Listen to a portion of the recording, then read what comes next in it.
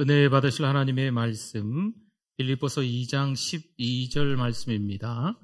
하나님의 말씀, 빌립보서 2장 12절 같이 읽어보도록 하겠습니다. 그러므로 나의 사랑하는 자들아, 너희가 나 있을 때뿐 아니라 더욱 지금 나 없을 때에도 항상 복종하여 두렵고 떨림으로 너희 구원을 이루라. 아멘. 네, 오늘 잘 나오셨습니다. 오늘 좀 오시기 힘드신 날인데 잘 오셨네요. 우리 옆에 분 앞뒤 분들 보시고 같이 우리 인사하겠습니다. 잘 오셨습니다. 은혜 많이 받으세요. 네, 감사합니다. 몇 개월 전에 신앙생활은 뭘까라는 고민을 좀 하게 됐습니다. 신앙생활, 물론 성경 전체가 다 우리 믿음, 사랑에 대한 말씀이지만 관계된 말씀들을 좀 찾고 또 그 말씀을 좀 묵상하고 이러는 가운데 참 신앙생활 우리 참 기초인데 기본인데 다 아시는 내용들인데 왜 이렇게 지역마다 여기저기서 교회들이 어수선하고 시끄러울까 이런 생각을 하다가 오늘까지 이제 8주간의 신앙생활의 기초에 대한 말씀을 전하게 됐습니다. 주일을 어떻게 보낼까? 우린 왜 자녀로 살아갈까? 고난은 하나님의 쉼표이다. 감사하는 이유, 내 삶의 주인, 복의 통로, 속도보다 방향. 오늘은 이제 8번째 마무리하는 시간으로 가지려고 합니다. 오늘 말씀의 제목은 성화의 과정. 기본적인 내용이죠. 다 아시는 내용입니다. 우리 앞선 우리 귀한 목사님들의 말씀도 제가 여러 편들을 많이 좀 들어보고 메모도 하고 그랬는데 다 뻔히 여러분들이 아시는 내용이시거든요. 이 신앙생활의 기본적인 기초적인 내용이에요. 오늘 말씀도 들으면 뻔히 다 아는 내용이실 거예요. 그럼에도 불구하고 우리가 다시 한번 신앙과 생활이 별개가 아니라는 거. 신앙생활은 이어져야 됩니다. 믿음이 있으면 그 믿음이 삶으로 이어져야 될 줄 믿습니다. 오늘의 이 말씀을 통해서도 우리가 뭔가 믿음을 가지고 있기는 한데 이 믿음을 가지고만 있는 거지. 믿음을 흘려보낼 수 없는 것. 은혜를 사랑을 받은 그 감격을 흘려보낼 수 없는 것에 한 번 더 우리 자신을 돌아보며 회개하시고 레마의 말씀으로 들으시고 이 말씀을 통해서 다시 한번 도전받는 시간 되실 수 있기를 축복합니다. 교회도 사람이 참 많이 모여 있어 그런지요. 모난 부분이 종종 드러납니다. 그러나 내가 경험한 것으로 그 교회를 판단하지 않았으면 좋겠어요. 예전에 교회 어디 다니다가 뭐 어떠한 일이 있었는데 교회는 다 그런 것인가 봐. 그렇게 판단하지 않았으면 좋겠어요. 지금 출석하고 있는 우리 교회에서도 이런저런 일들을 혹시나 보인다 해도 교회는 그런 곳이다 라고 판단하지 않았으면 좋겠어요. 교회는 내가 경험한 것보다 훨씬 더 신비롭습니다. 교회는 사람에 의해 만들어진 공동체가 아니라 누가 만드셨을까요? 하나님에 의해 만들어진 공동체인 줄 믿습니다. 예수 그리스도의 피값으로 사신 교회인 거예요. 사실 교회가 세상과 많이 다르죠. 그래서 그럴까요? 교회에 대해서 말이 너무나도 많아요. 세상에서 교회에 대해서 손가락질하고 희롱하는 말들도 많지만 그래서 세상에서 이 교회가 공신력이 많이 떨어져 있지만 교회 안에 성도들조차도 교회가 이러니 저러니 말이 좀 많습니다. 오늘날 도시화되고 또 교회가 많아지고 건물이 커져가면서 이 교회는 좋은 교회야, 저 교회는 형편없어 뭐 이런저런 말들을 신앙생활을 하는 우리들이 하고 있는 실정입니다. 안타깝죠. 가족이라는 개념이 많이 사라져가고 있습니다. 교회는 조직이 아닌데 어느새 교회 안에서 서열 다툼으로 혼란스럽기까지 합니다. 성도 여러분, 교회가 조직이 되어버리면요, 교회의 본질을 잃어버립니다. 우리는 하나님 아버지를 모신 가족인 줄 믿습니다. 그리스도 안에서 한 형제요, 한 자매인 줄 믿습니다. 그래서 교회의 본질은 코이노니아예요. 교제. 함께 있는 거예요. 함께 교제하는 거죠. 우리는 어떤 목적 이전에 그리스도 안에서 한 가족이 맞습니다. 물론 때로는 불편함이 있을 수 있습니다. 워낙 다양한 분들이 모여 있기 때문에 불편할 수 있어요. 갈등도 있을 수 있습니다. 하지만 우리는 천국까지 함께 가야 하는 공동체입니다. 사랑하는 우리 교회 사랑방이 있지요. 사랑방은 단순히 교회를 잘 조직하기 위해서 만들어 놓은 것이 아닙니다. 몇 분 모이고 거기 사랑방장, 반장, 부반장 이분들 잘 관리하세요. 그런 의미로 사랑방이 있는 게 아니에요. 함께 모여 그 안에서 가족 공동체를 경험하는 거죠.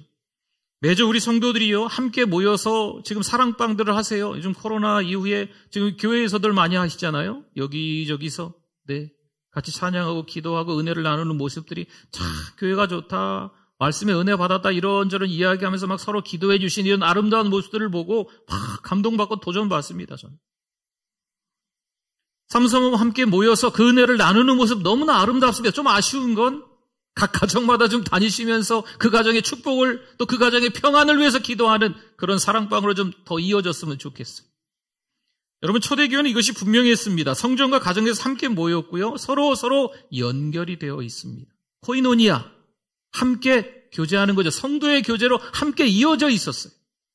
물론 어떤 때는 예수님을 믿는 것으로 가족으로부터 배청당했습니다. 심지어 공동체에서 쫓겨나기까지 하는 일이 발생했습니다. 그러나 우리의 이성으로 이해할 수 없지만 교회는 여전히 신비롭다라는 거죠. 오히려 하나님의 나라에서는요, 그런 분들을 환영하는 거예요. 성도 여러분, 나는 어디에 속해 있는가 확인하실 수 있기를 바랍니다. 하나님 편에 서 있는가 아니면 세상 편에 서 있는가? 에베소 2장 19절 말씀에 그러므로 이제부터 너희는 외인도 아니요 나그네도 아니요 오직 성도들과 동일한 시민이요 하나님의 뭐라고요? 가족이라. 권속은 가족입니다. 하나님의 권속이라. 바울은 우리의 신분을 정확하게 말해주고 있습니다. 우리는 하나님 나라의 시민이요 가족인 줄 믿습니다. 세상으로부터 쫓겨나는 일이 생겨도 그래서 낙심하지 말아라. 라는 거예요. 모든 기준의 핵심은 하나님과의 관계에 있습니다. 에이, 세상 탓, 교회 탓, 목사님 탓, 누구누구 탓, 그럴 필요 없어요. 하나님과 나와의 관계 문제예요. 우리는 그리스도의 피로 하나님과 친밀해졌습니다. 하나님이 우리를 당신의 집인 교회로 불러주셨습니다. 이런 날씨에도 교회로 오셨어요. 참 대단들 하시죠. 근데 우리의 힘으로 온 게 아니라니까요. 하나님께서, 성령 하나님께서 우리를 교회로 오늘도 불러주신 줄 믿습니다. 빌립보서 3장 5절과 6절 말씀에 나는 8일 만에 할례를 받고 이스라엘 족속이요 베냐민 지파요 히브리인 중에 히브리인이요 율법으로는 바리새인이요 열심으로는 교회를 박해하고 율법의 의로는 흠이 없는 자라. 아멘. 누구 얘기일까요? 사도 바울 이야기죠. 바울은 자신이 어디에 속해 있었는가, 무엇을 따라갔는가를 말합니다. 이전에 바울을 이야기하고 있는 거죠. 그는 자기 이와 자기 자랑을 만들어내는데 모든 걸 다 쏟아부었습니다. 자기 의가 강한 사람인 거죠. 당시 최고의 신분인 로마의 시민권까지 가지고 있었습니다. 그러나 그리스도를 만난 이후에 이 사도 바울이 바뀌어요. 모든 것을 다 해로 여기죠. 배설물로 여기죠. 로마 시민권보다 하늘의 시민권을 더 강조하고 있는 사도 바울이 된 겁니다. 빌립보서 4장 11절 말씀에 내가 궁핍함으로 말하는 것이 아니니라. 어떠한 형편이든지 나는 뭐 하기를 배웠다고요? 자족하기를 배웠노니 만족하기를 배웠다라는 말씀입니다. 바울은 먹고 사는 것에는요 갈증을 느끼지 않습니다. 자족했습니다. 만족했습니다. 여러분, 먹고 사는 것에 혈안이 되어 살아가는 것이 아니고 거기에서 지금 이 정도로도 만족한 삶을 바울이 살았다는 겁니다. 전혀 궁핍함을 느끼지 않습니다. 어떤 조건에서든 만족합니다. 심지어 지금 사도 바울이 어디에 갇혀 있어요? 감옥에 갇혀 있어요. 여러분, 이 빌립보서는요 옥중서신이라고 해요. 감옥 안에서 빌립보교의 성도들에게 보낸 편지. 근데 그 안에서 감사하고 있다는 거죠. 근데 바울이 만족하지 못하는 것이 하나 있습니다. 그는 영적 세계에 대해서는 여전히 갈증을 느꼈습니다. 빌립보서 3장 12절 말씀에 내가 이미 얻었다 함도 아니요 온전히 이루었다 함도 아니라 오직 내가 그리스도 예수께 잡힌 바 된 그것을 잡으려고 달려가노라. 아멘. 하나님께서 원하시는 모습으로 이미 내가 완성되었습니다 라고 말하는 게 아니죠. 여러분, 여기서 말씀하는 의미는요 아직 목표에 이르지 못했다는 겁니다.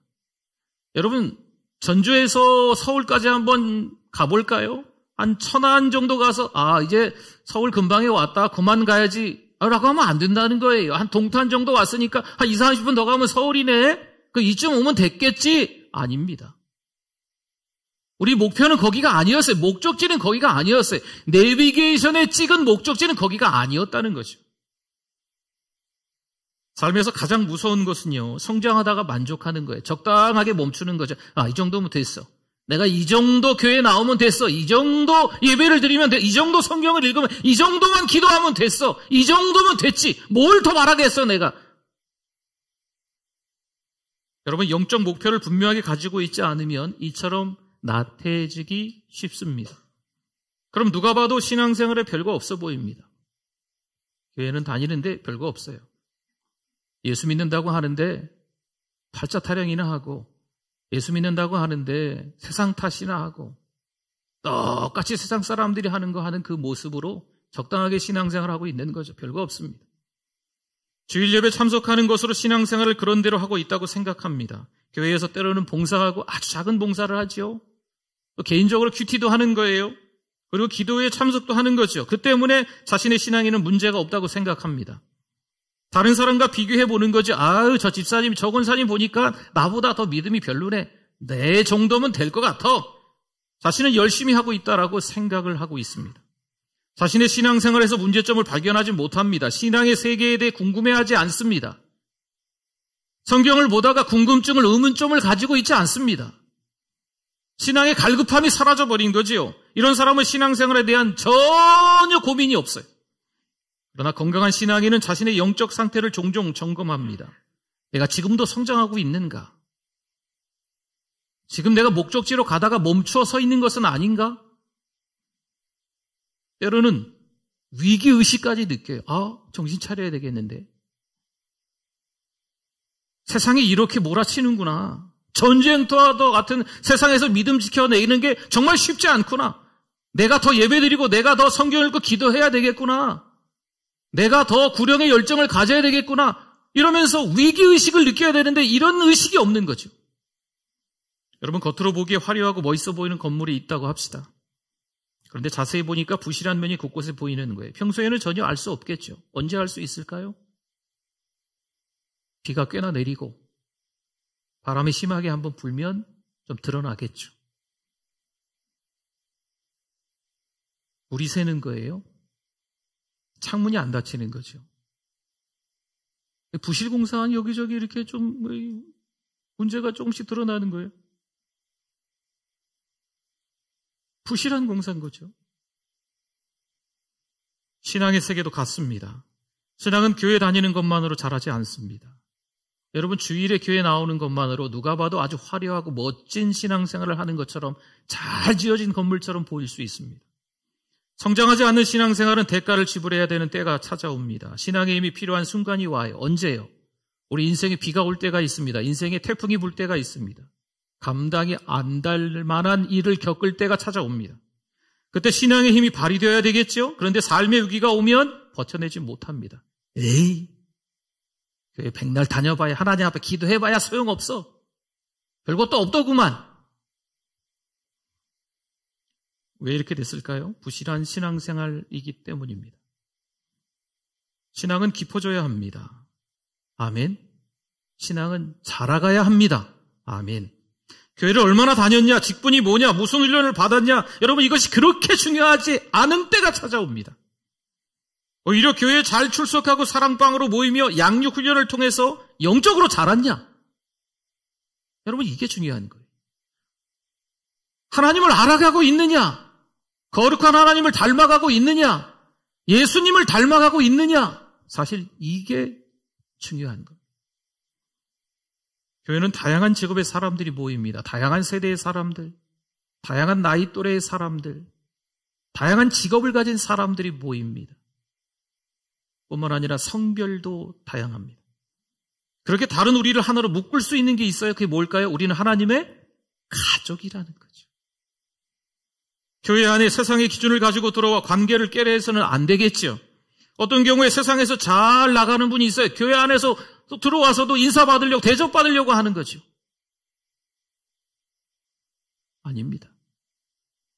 반대로 세상에서 별로 대접받지 못한 분이 있어요.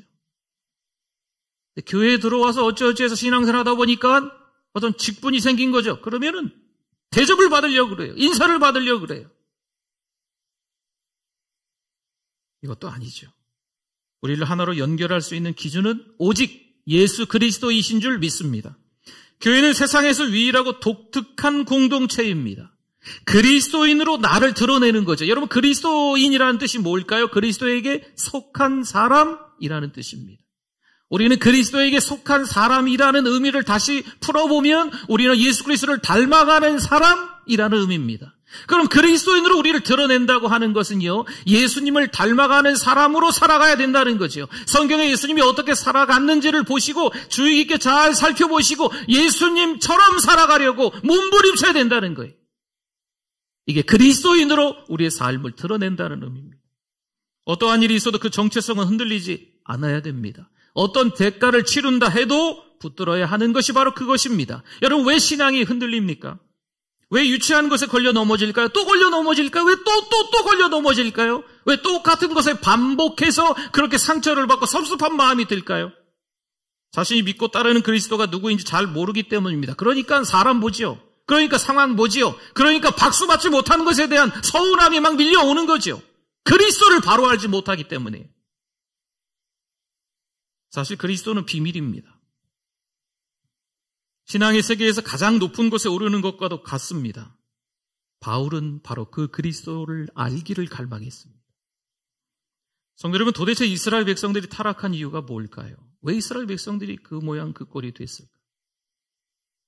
여러분, 구약 성경을 잘 들여다보시면 참 많은 선지자의 이름들이 거론돼요. 근데 한결같이 그 선지자들이 똑같은 얘기를 해요. 돌아와라. 이스라엘 백성들에게 하는 이야기예요. 타락한 이스라엘 백성들에게 방황하는 이스라엘 백성들에게 방종하는 그들에게 하는 이야기, 돌아와라. 왜 그들이 타락하게 됐을까요? 왜 그들이 방황하고 있을까요? 딱 하나입니다. 여호와를 아는 지식이 없었기 때문입니다. 하나님에 대해 무지했기 때문입니다. 왜 성도들이 교회에서 열심히 섬기다가 어떤 리더, 직분자가 되고 난 이후에 이상하죠. 몇 년 지나면 대략 한 2년, 3년으로 이야기들을 합니다. 그 정도 지나면 갑자기 막 어깨에 힘이 들어가고 자기 마음대로 교회를 좌지우지하려고 하는 마음이 생기는 거죠. 교회 안에 몇몇의 리더들이 모여서 교회를 엉망으로 쑥대밭으로 만들어버립니다. 참 기가 막히죠. 왜일까요? 이유가 뭘까요? 반복적으로 예배라는 걸 드린 것 같아도요, 신앙생활을 하면서 성장하는 것처럼 보여도 그러지 않았던 거죠. 도대체 이유가 뭘까요? 하나님에 대해서 제대로 알지 못하고 연차만 드러나는 거예요. 하나님에 대해서 제대로 알지 못하고 교회에서 직분자가 된 거죠. 빌립보서 3장 14절 말씀에 푯대를 향하여 그리스도 예수 안에서 하나님이 위에서 부르신 부름에 상을 위하여 달려가노라. 아멘. 바울은 푯대를 향하여 하나님이 위에서 부르신 부름의 상을 위하여 달려간다 말했습니다. 언제 혼란스러울까요? 언제 우리 신앙이 요동칠까요? 여러분, 기준이 잘못되어서 있어서 그래요. 왜 기준이 사람입니까? 왜 기준이 돈입니까? 왜 기준이 자기 의고, 기준이 자기 경험이고 자기 실력입니까? 그러니 교회가 정신없어지지요. 부족한 목사가, 전주에서 목회하는 목사가 이런 얘기해서 좀 그렇지만 여러분, 한국교회가 지금 어우선해요. 지역마다 어느 정도 성도들이 모이면 그 교회 안에 막 시끄러운 일들이 발생하는 거예요. 아주 혼란스럽습니다. 이러다가 저기 구라파의 교회들처럼 교회들이 다 텅텅 비는 건 아닐까? 두려워요. 걱정스러워요. 기준이 잘못되었어요. 그래요. 기준이 낮아서 그래. 내가 이 정도면 됐어. 내가 이 정도 신앙생활하다 이 정도 교회 직분이 됐으면 더 이상 난 배울 것도 없고 성장할 것도 없어. 착각이죠.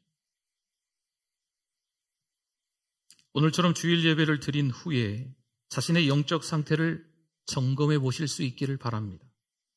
예배를 드린 후에도 영적 갈증이 계속되어야 돼요.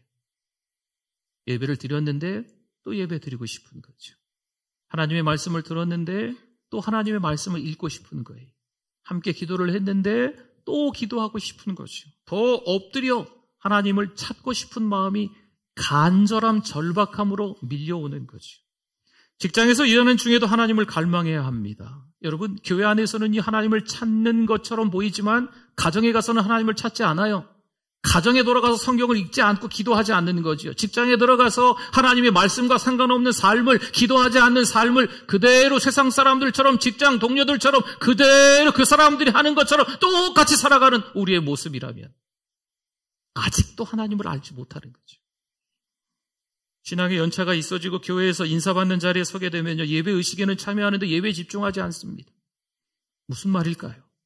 여러분, 1년에 52주라고 보통 그러잖아요. 52번의 주일 예배를 드리는데 그 예배가 예배 의식에 다만 참여한 거죠. 나 예배 한 번도 안 빠졌어.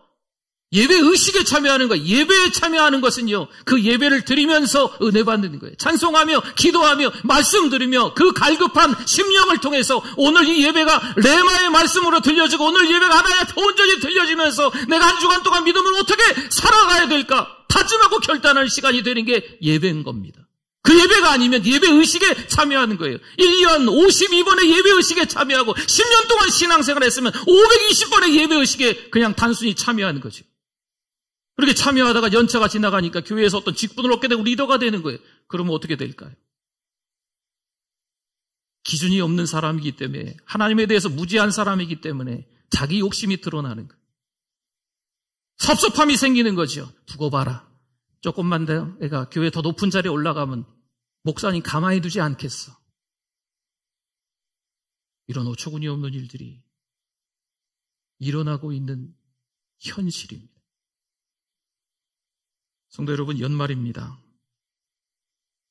자신은 한 해 동안 열심히 했는데 사람들이 박수 쳐주지 않습니다. 열심히 했는데 알아주는 사람이 없네. 목사님도 알아주지 않네. 그때 힘이 빠지는 건 왜 그럴까요? 그리스도를 발견하지 못했기 때문입니다. 그러나 그리스도를 발견한 사람은 아무도 박수 쳐주지 않아도 상관없습니다. 다 떠나가도 마지막까지 남아서 나에게 박수 쳐주는 유일한 청중이 한 분 계십니다. 누구실까요? 그렇죠. 예수님이세요. 하나님이세요. 그분이 그리스도이시면 그것으로 충분한 줄 믿습니다. 여러분, 신앙은요, 하나님 바라보는 거예요. 왜 우리가 속상하고 섭섭하고 억울한 마음이 들까요? 하나님과 나와의 관계가 틀어졌기 때문에 그래요. 하나님과 나와의 관계가 아주 좋으면 다 은혜스러워요. 교회가 참 독특하지요? 신비롭지요? 세상에서는 아니거든요. 세상에는 월급을 좀 더 올려줘야 좋거든요. 세상에서는 내가 밥 사는 것보다 다른 사람이 밥 사는 게 내 돈이 굳으니까 그게 좋거든요. 세상에서는 아주 좋은데 놀러 가야 그게 좋거든요. 아주 기분 좋게 그냥 휴가를 보내야 좋거든요. 그러나 교회는 신비롭습니다. 독특하죠. 하나님과의 관계만 바로 서면 다 좋아 보이는 거예요. 빌립보서 2장 12절 말씀 오늘 본문으로 읽었었는데요. 그러므로 나의 사랑하는 자들아, 너희가 나 있을 때뿐 아니라 더욱 지금 나 없을 때에도 항상 복종하여 두렵고 떨림으로 너희 뭘 이루라? 구원을 이루라. 아멘. 여러분, 구원은 단회적인 겁니다. 나 예수님 있습니다. 그럼 구원 받는 거예요. 즉시 하나님의 자녀가 되는 겁니다. 그럼 구원을 이루라는 말씀은 무슨 뜻이냐면 신앙생활 똑바로 잘해야 구원받을 거야, 이런 말씀이 아니에요. 이 말씀은 구원을 이루라는 것은 성장하라는 의미예요. 멈춰 서 있지 말아라. 아직 목적지에 아직 도착하지 않았으니까 더 열심히 목적지를 향해서 달려가라, 이런 말씀이에요. 더 높은 고지를 향해서 나아가라 라는 거죠. 내 믿음이 좋다고 생각하십니까? 그렇다면 함께 있는 분들에게 거룩한 영향력이 좀 흘러갈 수 있도록 여러분 함께 있는 그 자리에 같이 계시면 좋겠어요. 만사가 귀찮은 거죠. 나 신앙생활 잘하고 있는데 자꾸 공동체 무슨 속으로 무슨 모임, 사랑방, 남녀순계 모임 자꾸 하자고. 귀찮은 거예요, 다. 난 믿음생활 잘하는데. 그러니까 정말 믿음생활 잘한다면 그 공동체에 계셔야 돼요. 그래서 받은 사랑, 받은 은혜를 그 갈급한 심령이 돼서 그 옆에 있는 형제 자매들에게, 가족이니까 그 은혜가 흘러갈 수 있게 해야 돼요. 여러분, 우리 가족들이 모였는데 큰아들은 잘 되고 작은 아들은 잘 안 돼요. 큰딸은 잘 되는데 작은 딸은 잘 안 돼요. 그럼 부모의 심정에서 어떻습니까? 마음이 아프잖아요. 큰 딸도 잘 되고 작은 딸도 잘 되고 큰 아들도 잘 되고 작은 아들도 잘 되고 뭐 이런 마음이 있는 거 아니에요? 형제들 중에서도 그런 마음이 가족이니까 있어야 되는 거 아니겠습니까? 신앙이 연약한 분들이 교회 안에 있습니다. 그런 믿음 좋은 분들이 그 옆에 같이 있어주는 거죠. 손잡고 간증하는 거예요. 은혜를 나누는 거죠. 여러분 이게 함께 신앙생활하는 공동체라는 거예요. 에베소 4장 15절 말씀에 오직 사랑 안에서 참된 것을 하여 범사에 그에게까지 자랄지라. 그는 머리니 곧 그리스도라. 아멘. 몸만 커지는 것을 말하지 않습니다. 함께 성숙해져 가는 것을 말하고 있는 거예요. 성숙은 그리스도를 닮아가는 것입니다. 좋은 교회는요, 성도를 교회 성장의 도구로 만들지 않고 영적으로 자라갈 수 있도록 돕는 거예요.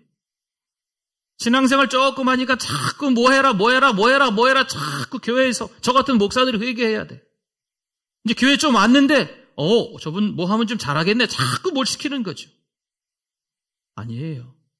은혜 받는 일이 더 중요한 거예요.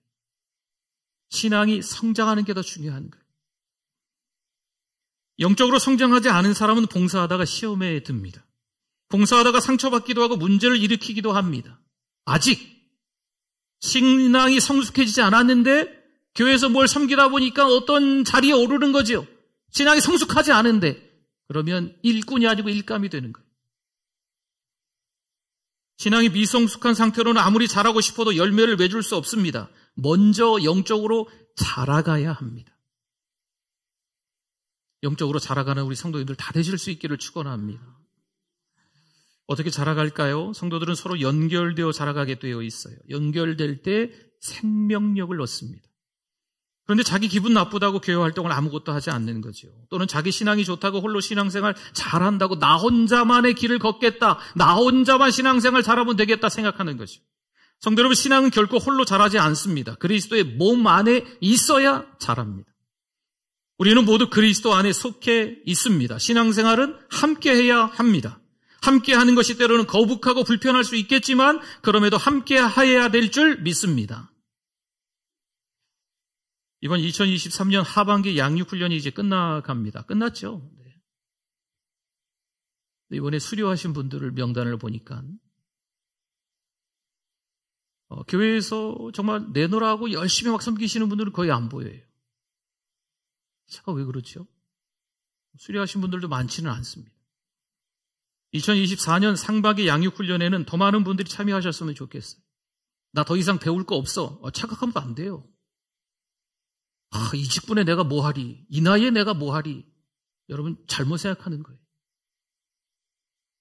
계속 자라가야 됩니다. 주님 오시는 그날까지 우리의 믿음이 구원을 이루라는 것은요, 계속 자라가라는 거예요. 달려가노라라고 하는 사도 바울의 고백은요, 끊임없이 그 목적지를 향해서 달려가는 거죠. 전주에서 서울까지 가야만 하는데 동탄까지 갔다고 서울 간 거예요? 서울 근교까지 갔으니까 다 간 겁니까? 아니라니까요. 목적지까지 가야죠. 주님이 부르시는 그날까지 우리의 사명을 다하는 날까지 달려가는 거예요. 할렐루야! 또한 그리스도의 몸을 깊이 경험하려면 여러분 사랑방에 참여하셔야 됩니다. 사랑방 안에 들어가야 서로 연결되어 자라갑니다. 서로 얼굴 마주보고 앉아서 하나님이 어떤 분이신가 고백해야만 합니다. 그래서 이 소그룹 사랑방이라는 게 너무너무 중요해요. 대그룹 예배에서 은혜 받은 거 어디다가 은혜를 나누겠어요? 우리의 삶이 은혜 나누는 게 훈련이 잘 되어 있으면 사랑방 안 하셔도 돼요. 근데 이게 훈련 받아야 되는 거거든요. 내가 받은 은혜, 대그룹 예배에서 받은 은혜를 입을 열어서 그 은혜를 말하는, 간증하는 시간을 가져야 돼요. 혹시 부부가 가능하십니까? 주일 예배 드리고 난 이후에 집에 가서 당신 오늘 예배 드리다가 어떤 데 은혜 받았어? 찬양은 어땠어? 하나님께 뭐라고 기도했어? 말씀이 레마의 말씀으로 들렸어? 어떤 부분에 들렸어? 이런 얘기하시는 부부 손 들어보세요 라고 하면 손 드실 수 있겠어요? 여러분, 그런 은혜를 나누는 훈련들이 부부가 또 사랑방에서 성도와 성도들이 있어야 돼. 그래야 성장하는 거죠.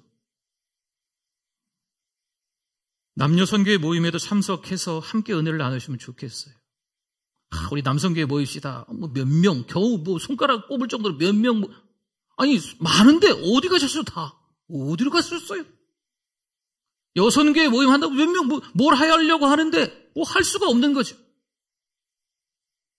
여러분 2023년에는 혼자 홀로 신앙생활을 하셨다면 2024년에는 함께 신앙생활을 하실 수 있기를 축원합니다. 기도하겠습니다. 오늘 말씀 기억하면서 주여 한번 부르짖고 기도합니다. 주여 하나님 아버지 은혜를 감사합니다. 오늘도 여전히 하나님의 자녀로 서게 하심을 감사합니다. 우리가 다 뻔히 아는 내용인데 많은 목사님들이 똑같은 말씀을 전하는데 오늘도 똑같은 말씀으로 전해 들었습니다. 하나님께서 나에게 주시는 말씀, 레마의 말씀으로 듣게 하셔서 건강한 신앙생활 할 수 있게 해주실 줄 믿습니다. 하나님 너무 외롭게 신앙생활 하지 말고 사단막에 밥이 되는 신앙생활 하지 말고 상처받고 섭섭하고 억울한 신앙생활 하지 말고 하나님과의 관계에서 건강한 신앙생활을 할 수 있는 우리들 될 수 있게 하여 주시옵소서. 하나님 아버지 은혜를 감사합니다. 오늘도 목마른 심령으로 찾아와서 하나님께 예배를 올려드리고 또 하나님이 하시는 말씀을 목사님을 통해서 듣게 되었습니다. 레마의 말씀으로 들리게 하시니 감사합니다. 말씀을 듣고 회개합니다. 말씀을 듣고 결단합니다. 주님만을 위해서 살아가는 함께 신앙생활하는 우리 모두 되게 하여 주시옵소서. 예수님의 이름으로 기도드립니다. 아멘.